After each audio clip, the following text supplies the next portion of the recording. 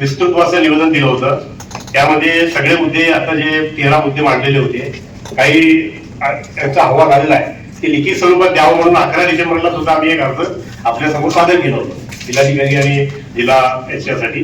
तर तो आम्हाला लिखित स्वरूपात आता जे सगळे जे रिपोर्ट सादर केले तर लिखित स्वरूपात आम्हाला त्याचा अहवाल मिळावा. दुसरी महत्वाची गोष्ट 15%चा हिस्सा आग्रह करणारे, आता जमीन बहिणी जसं म्हणल्यासारखं आहे ना, ऍक्च्युअल लाभार्थी किती होते आणि त्याचे पर्सेंटेज 15%चा आम्हाला मिळाला, हक्क मिळाला का.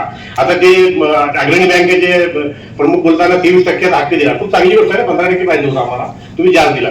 तर त्याची विस्तृत अशी आकडेगिरी आम्हाला वेगळी अशी त्या याच्यामध्ये पाहिजे. कादर शेख साहेबांनी सगळ्या योजना ज्या आहेत राज्याच्या पातळीवर 15 कार्यक्रमाच्या अंतर्गत आपल्याला मांडलेल्या आहे. पण मुद्दा असा आहे की तरी माझ्या समाजाची परिस्थिती बदलायला तयार नाही. योजना सगळ्यांनी ऐकल्या तर एवढ्या चांगल्या, एवढ्या उत्कृष्ट असं की समाज आता पाळायला पाहिजे अशा सगळ्या योजना त्यांनी मांडल्या. पण वास्तविक त्याला प्रशासनाची जी अंमलबजावणी होते ना, ती अंमलबजावणी नाहीये. समाजामध्ये तिथपर्यंत जाऊन जागृती करा, मशिदीच्या बाहेर बोर्ड लावा, दर्ग्याच्या बाहेर बोर्ड लावा, वस्त्यामध्ये बोर्ड लावा, अशी शासनाचे आदेश आहेत. त्या आदेशाची अंमलबजावणी होताना दिसत नाही. माफ करा, मी त्याबद्दल थोडंसं तुम्हाला याच्या मागच्या बैठकीत सुद्धा बोललेलो होतो. सगळ्यात सर्वप्रथम आमचं जे मुद्दा नंबर 1 आहे, नागरिकत्व सिद्ध करण्यासाठी जन्म दाखल्याची अट जी आहे, CA/NRC जे आलं आहे त्यावर नागरिकत्वासाठी जन्म दाखला अनिवार्य आहे असं सगळ्या याच्या वातावरणातून ते पसरलेलं आहे.